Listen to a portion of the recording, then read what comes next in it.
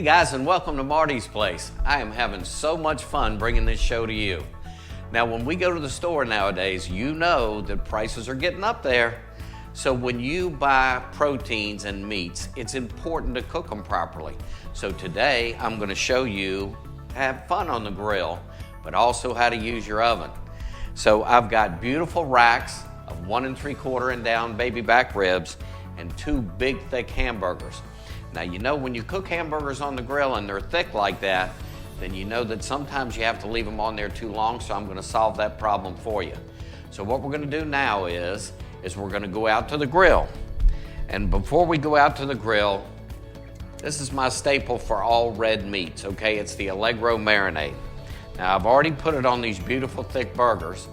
Now, the ribs, what we're going to do is we're going to prep them for the grill. Okay, so I'm taking some lemon juice. All right, and what you do is you rub your racks with lemon juice. And you rub them on both sides. Lemon juice breaks down the tissue in the pork. It's going to make it a little bit more tender for you.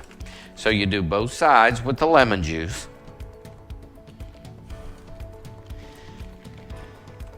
Now, after you do both sides with the lemon juice, get a rib rub.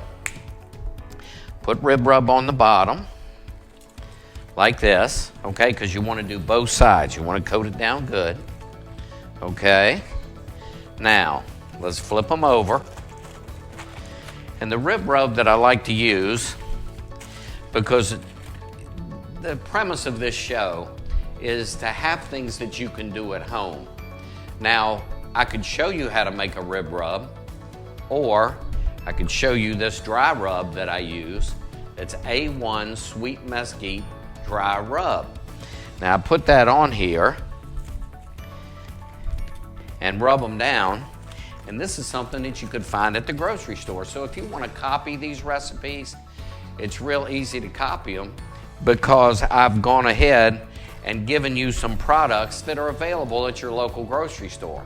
With this burger, which is nice, it's 1 pound of ground beef, and I've seasoned it, like I said earlier, with my Allegro marinade. So now it's time for us to head out to the grill. So I'll see you out there. Man, what a beautiful day.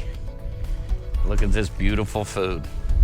That's why they say fun on the grill. Now, I went ahead and put some bacon on here on the grill, and I wanted to go ahead because on this burger I'm going to show you, it's bourbon brown sugar bacon. So there goes the bourbon. The brown sugar's already on the bacon, so it's looking awesome. Now, what I'm going to do is I'm going to get these beautiful burgers on the grill, and I'm going to get these great looking ribs on the grill as well. So the whole idea is to get a good sear on the ribs and a good sear on the burger.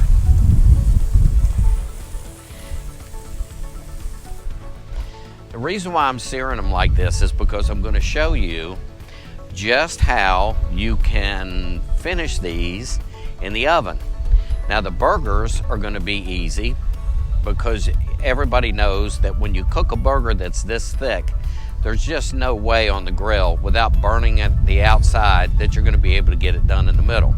But you still want that nice, big, fat, juicy burger. So in a few minutes after I mark all of this, I'm going to go back in the kitchen. And when I get back in the kitchen, I'm going to show you what to do, how a timer is your best friend, and also how your oven will help you finish these dishes.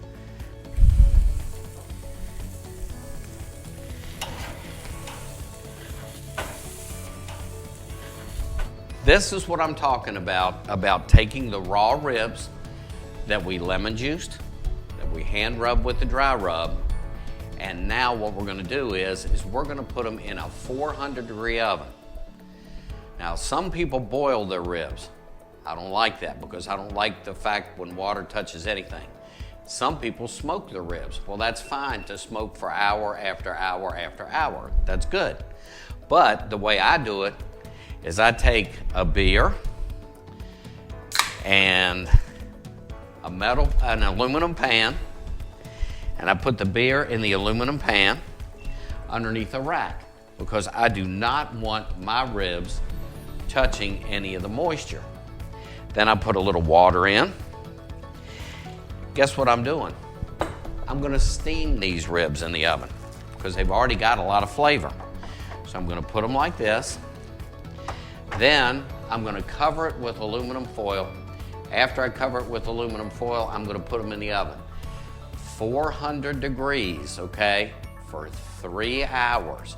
Okay, let's talk about wine that's gonna go great with those ribs and that big fat juicy burger. I recommend this Clarendon Hills.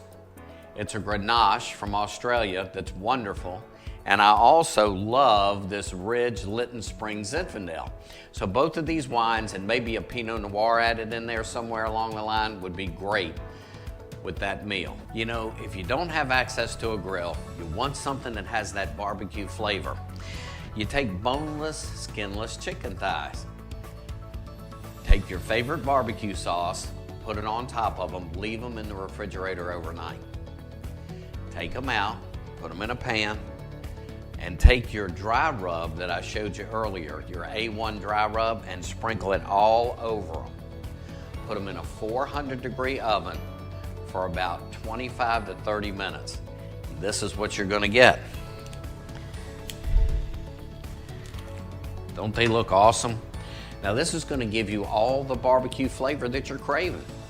And with today's economy, you gotta be thinking chicken thighs because this is only $4.77 worth. Aren't they awesome? And that's what you do. You take your raw thigh and all you do is marinate it in your barbecue sauce overnight. Put this in your pan so you don't have a dirty mess to clean up.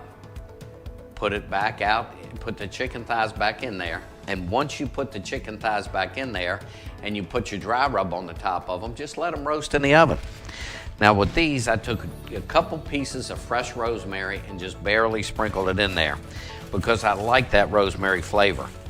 And of course, I coated my foil with Pam so it didn't stick. So now you don't have any mess. You've got a very, very reasonably cost protein, something simple, something easy, and fabulous barbecue flavor. Boneless chicken thighs, barbecue sauce, dry rub. Put them in the oven, awesome. You know, I just want to extend a personal thank you because this is so much fun for me.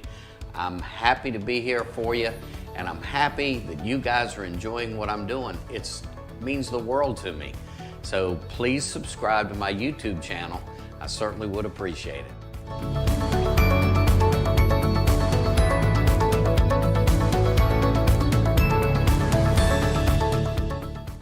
Today, what I'm gonna do is I'm gonna do some barbecue shrimp. No, not barbecue sauce on shrimp. Just check this out. What I'm gonna do is I'm gonna saute some shrimp that I have, beautiful Gulf white shrimp, nice and wild caught, not farm raised. I've got some scallions, and in my pan, I have some garlic and some butter. Now what I'm gonna do is I'm gonna go ahead and open my spices. This is homemade barbecue spice. We make this at the restaurant. It has about 10 different spices in it, including some fresh rosemary and a little bit of Cajun Creole seasoning. You take your Cajun Creole seasoning and you season the shrimp. When the shrimp are halfway done, you turn them over.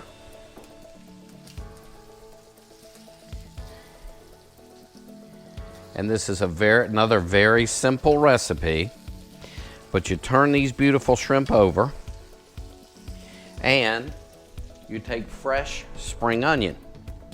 The spring onion goes over top of the shrimp. That starts to saute. Then I take Worcestershire sauce and I put that on top. Now, be liberal with the Worcestershire sauce because it adds such an awesome flavor. So now that we've got our shrimp going, the only thing I need to do is I need to finish it. And the way you finish this dish is you use a lager beer. I choose Yuengling Lager because it's got some great flavor. So in goes the beer, up goes the heat, and then I take a stick of butter, which is more butter than I had before, and then I take some chicken stock. Tastes like watery flavored chicken, okay, because you don't want stock to be too heavy, so we make a nice light stock. You pour your stock in, let that come to a boil, and wait till you see these shrimp. They look awesome. If you could smell in my kitchen right now, you'd have a ball, because this is awesome, man, I'm telling you. So let me go ahead and put this out, and then I'm gonna surround it with some crostini.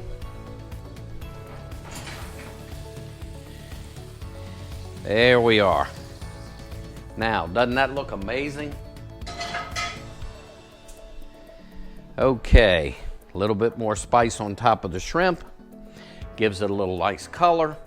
Then what you do is you surround the shrimp with these beautiful crostini. And what the crostini do is obviously absorb the broth. Now, isn't that an amazing dish? New Orleans barbecue shrimp, the traditional way, just like you'd have it in New Orleans. Let's give it a try. The crostini and the shrimp are just amazing together. I'm glad that you joined me for this episode, and I'm glad that you learned how to make real New Orleans barbecue shrimp. See you next week. I want to thank you once again, and if you like what you're seeing, don't forget, subscribe to Marty's Place on the YouTube channel. Thank you, guys.